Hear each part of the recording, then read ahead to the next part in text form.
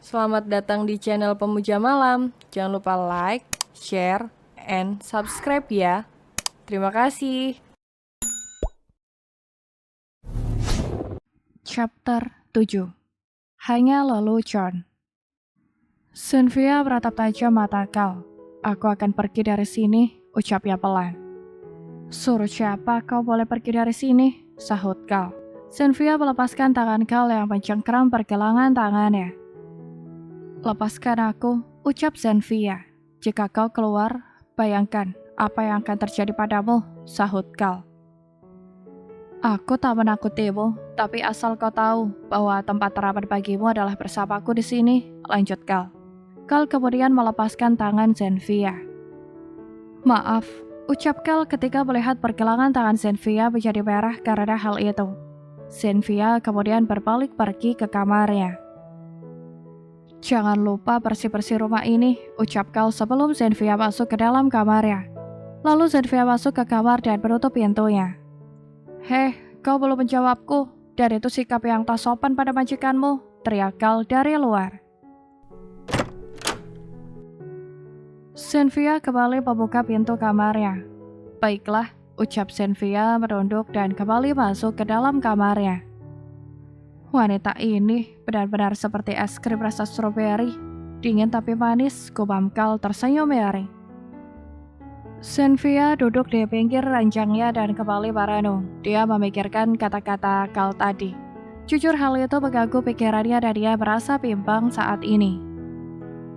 Sylvia mengusap matanya yang sudah nampak berkaca-kaca. Dia sangat benci dengan dirinya yang cengeng dan penakut. Wanita itu sudah berusaha untuk menjadi lebih berani, tapi itu sangatlah sulit. Tak semudah itu membuat dirinya kembali hidup normal seperti dulu lagi. Kini Sylvia tampak memeluk dirinya sendiri dan seakan marah pada dirinya. Aku sangat membenci diriku, seharusnya aku tak pernah dilahirkan jika harus menempuh jalan terjal seperti ini, bisiknya terisak. Seharusnya aku tak pernah ada, seharusnya ibuku membunuhku saja ketika aku dilahirkan, gumamnya lagi. 1 jam berlalu, kini Sylvia keluar dari kamarnya dan tak melihat Kal-El di sana. Sylvia selalu merasa lega jika tak ada Kal di penthouse.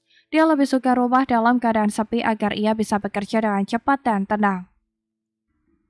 Sylvia melangkah pelan menuju dapur. Kelegaannya sirna ketika melihat keberadaan pria cool sekaligus tengil itu di dapur. Kal memiliki karakter tengil, tapi dia juga memiliki wajah dan sikap yang cool, hingga membuat siapapun yang memandangnya seakan terintimidasi hanya dengan tatapan tajam dari mata birunya. Kal tampak mengambil roti yang baru dipanggangnya dan mengoleskan coklat di atasnya. Lalu pandangan mata mereka saling bertaut dan Sylvia langsung menunduk kembali. Ada yang bisa kubantu? Tanya Sylvia yang kini sudah normal kembali seperti biasanya. Tidak, jawab Kal. Kalau begitu, aku akan bersih-bersih, sahut Sylvia. Penthouse ini sudah sangat bersih, duduklah bersamaku, kata Kal yang kemudian menggigit rotinya. Lalu Sylvia melangkah perlahan dan menuju wastafel dapur yang sedikit berantakan. Kal melihat ke arah Sylvia. Kau tak pernah tertawa sih? Tanya Kal. Tak ada yang harus aku tertawakan, jawab Sylvia. Kau tak akan menjadi gila hanya karena tertawa, sahut Kal. Sylvia tak menjawabnya dan mengusap meja marmer di dekat wastafel dengan kain lap. Kau tak cocok menjadi seorang maid. Apakah kau mau menjadi istriku? Tanya Kal-El yang entah itu serius atau bercanda. Dan Sylvia menganggap itu hanya lelucon karena Kal memang tak pernah terlihat serius. Sylvia masih diam dan tak menjawab ucapan Kal yang memang tak perlu dijawabnya. Kal tersenyum miring dan kembali memakan roti coklatnya sambil masih melihat ke arah Sylvia. Menjelang sore, Sylvia menuju ke ruangan gym yang ada di penthouse. Kal sudah menunggunya di sana. Mengapa kau tak mengganti bajumu? Tanya Kal ketika melihat Sylvia tak mengganti bajunya dengan baju olahraga. Aku sudah membelikan beberapa baju olahraga untukmu tadi, lanjut Kal. Aku lebih nyaman pakai ini, jawab Sylvia. Ganti sekarang juga. kata Kal. Lengannya terlalu terbuka untukku. Aku tak nyaman memakainya, jawab Zenfia. Lalu Kal berdiri dari duduknya dan melangkah pelan ke arah Zenfia. Zenfia memundurkan kakinya dan kemudian berbalik menuju pintu. Baiklah, kata Zenfia karena ia sudah hafal dengan tatapan mata mengintimidasi itu. Zenfia keluar dan Kal hanya menyunggingkan senyum tipisnya. Zenfia menuju kamarnya dan langsung mengambil baju olahraga yang hanya bertali di bagian bahunya. Zenfia membuka bajunya dan kemudian memakainya. Lalu ia berdiri di depan cermin dan melihat tanda merah di bahu belakangnya. Zenfia sudah menceritakan tentang hal ini pada Kal. Cerita bahwa mereka mencarinya karena tanda merah di bagian tulang belikatnya itu. Zenfia mengusap tanda merah yang seperti bekas luka itu. Dan ia tahu bahwa itu bukanlah tanda lahir, melainkan bekas luka karena benda panas. Dan ia sendiri tak tahu dari mana luka itu berasal. Mungkin dengan melihat tanda merah ini, dia akan merasa jijik padaku dan tak terlalu mendekatiku lagi, gumam Zenfia pelan. 15 menit kemudian, Zenfia masuk kembali ke dalam ruangan. Kal melihat ke arahnya dan menyuruhnya melakukan gerakan pemanasan sebelum memulai olahraga di treadmill. Setelah beberapa menit, Kal menyuruh Zenfia naik ke atas treadmill dan Kal melihat tanda bekas luka di bahu belakang Zenfia. Kal memegang lengan Zenfia dan menyentuh tanda itu. Zenfia merasa terkejut karena hal itu. Inikah tandanya? Tanya Kal. Zenfia sedikit menjauh tapi Kal tetap menahannya dengan masih memegang lengannya. Kal kembali mengusap tanda bekas luka itu. Dan itu membuat Zenfia mendongak ke arah Kal. Aku tak suka kau menyentuhku, ucap Zenfia jujur. Kau bisa menghilangkan bekas luka ini jika kau mau, sahut Kal yang tak menggubris protesan Zenfia. Zenfia masih terdiam. Kau bisa melakukan operasi plastik untuk menghilangkannya karena bekasnya tak terlalu dalam, lanjut Kal. Aku bisa memintanya pada Momi, kata Kal lagi. Apakah bisa hilang? Tanya Zenfia akhirnya. Tentu saja, kau mau? Tanya Kal. Zenfia mengangguk cepat. Baiklah. Aku akan mengatakan hal ini pada Momi besok, kata Kal. Sekarang, lepaskan tanganku, kata Zenfia. Kal tersenyum dan melepaskan lengan Zenfia sangat perlahan hingga gerakan itu seperti sedang membelai lengan halusnya. Gerakan kecil itu membuat tubuh Zenfia bergetar dan dadanya berdebar. Dia mengutuk dirinya sendiri karena merasakan hal itu akibat sentuhan Kal.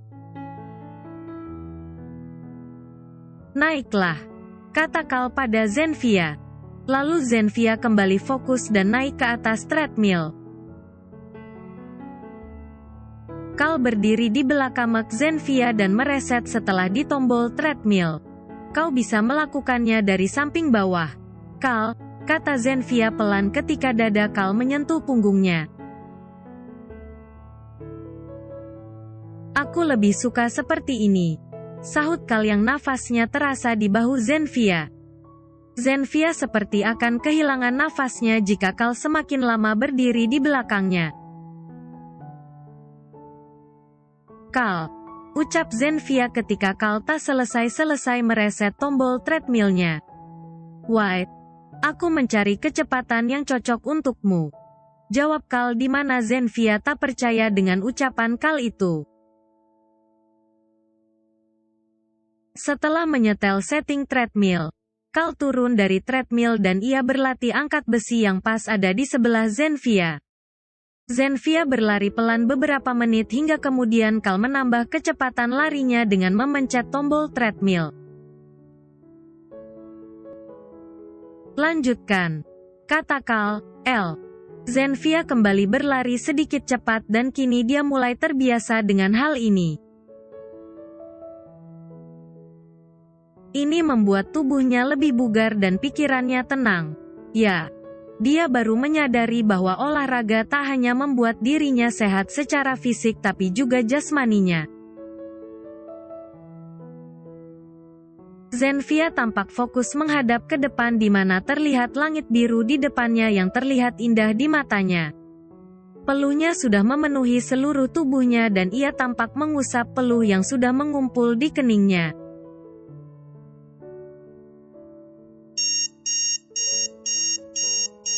Kal mematikan treadmill itu dan Zenfia mulai melangkah pelan hingga akhirnya berhenti.